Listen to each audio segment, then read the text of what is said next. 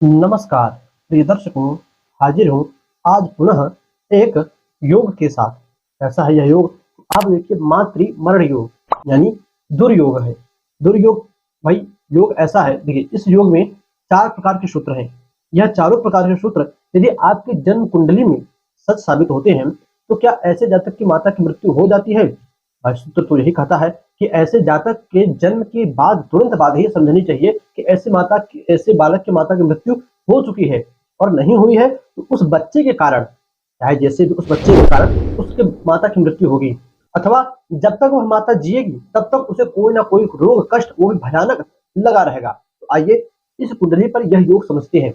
अब यह योग कितना सिद्ध है और कितना बेकार है, आप देखिए कुंडली में अपने और कमेंट में अवश्य बताइएगा। प्रिय दर्शकों, आइए योग क्या है इस योग पर चर्चा करें।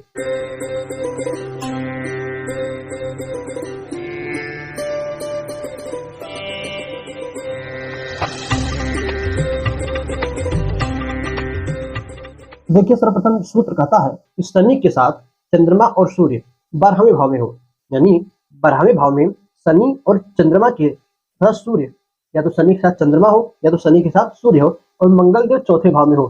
तो मान लीजिए हमने 12वें भाव में यहाँ पर शनि को रख लिया। अब इन शनि के साथ चंद्रमा, ये हो गए चंद्रमा, शनि और चंद्रमा साथ हो, अथवा इन चंद्रमा की जगह सूर्य हो। चंद्रमा कुंडली में कहीं और हो तब भी चलेगा, सूर्य हो, तथा मंगल देव चौथे भाव में हो।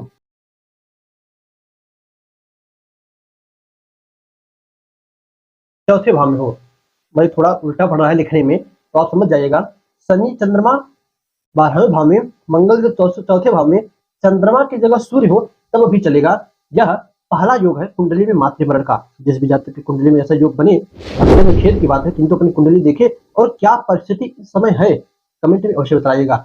यह बहुत ही जरूरी सूत्र है भाई, कितना सिद्ध है कितना नहीं है, आने वाले जातक का भविष्य कैसा होगा, बच्चे का भविष्य कैसा होगा, यह सब आपके मात्र एक कमेंट पर निर्भर है। आप कमेंट करते हो तो इस सूत्र की परिपक्वता निर्भर होती है कि कितना परिपक्व यह सूत्र है। ठीक, पहला हो गया। बात करें दूसरे सूत्र की। दूसरा सूत्र है कि लग्न और चंद्रमा अलग अलग, यानी एक साथ हो तब भी चलेगा, या अलग अलग कहीं बैठे हो किंतु उनके ऊपर शुभ ग्रहों की दृष्टि ना हो, और अगल बगल यानी उन दोनों को पाप कर्तरी दोष लगा हो। जैसे उदाहरण से समझे तो मान लीजिए हम चंद्रमा को लग्न में ही बिठला देते हैं। ये हो गए हमारे चंद्रमा, चंद्रमा हो गए। अब हम यहाँ से सूर्य चंद्रमा को हटा देते हैं। पहला योग आप समझ लिए हैं। अब ये देखिए दूसरा हो गया, यहाँ से मंगल को हटा दीजिए। दूसरा योग है लग्न चंद्रमा एक साथ हो या अलग अलग हो, कहीं और भी बैठे तब भी चलेगा।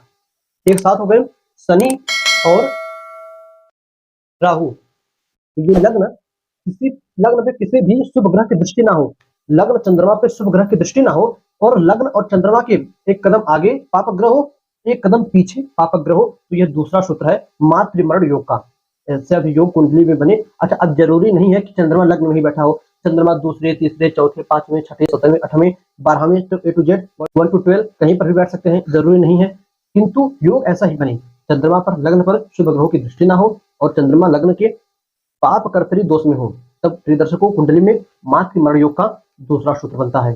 बात करें तीसरे सूत्र की। तीसरा योग है कि कुंडली में छठवें आठवें 12वें भाव में पापक ग्रह हो।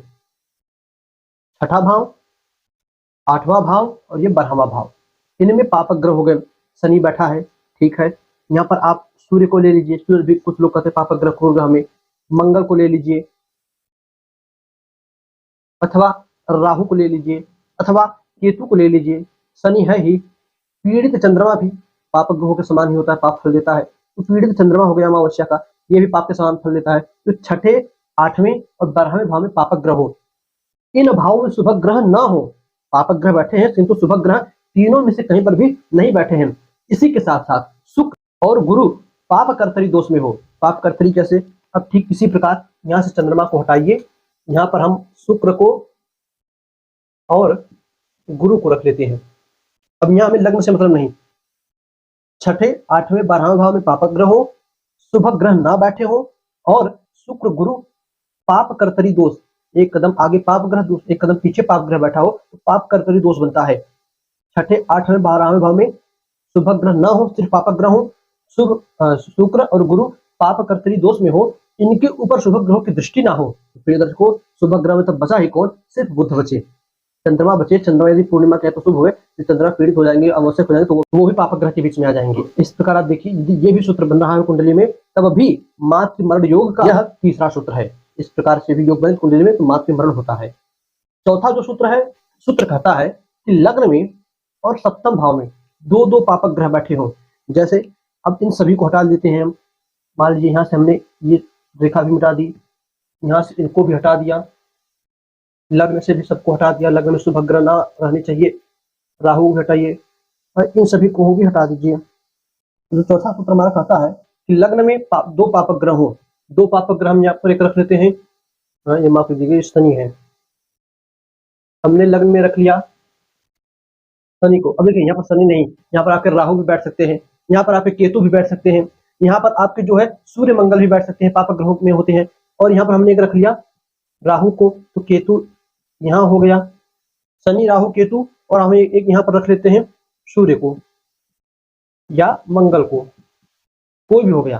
कहने का मतलब है सिर्फ दो ग्रह पापक पहले भाव में हो जाए, दो पापक ग्रह सातवें भाव में हो जाए। अब इनके साथ या इनके ऊपर शुभ ग्रहों की दृष्टि ना हो, तब अभी कुंडली में मातृ मरण योग बनता है। कहीं से भी गुरु की दृष्टि पड़ जाए या गुरुदेव स्वयं बैठे रहे, अथवा शुक्र की दृष्टि पड़ जाए, शुक्र स्वयं बैठे रहे, प्रिय दर्शकों यह योग भंग हो जाता है और ऐसा योग बेकार सिद्ध होता है।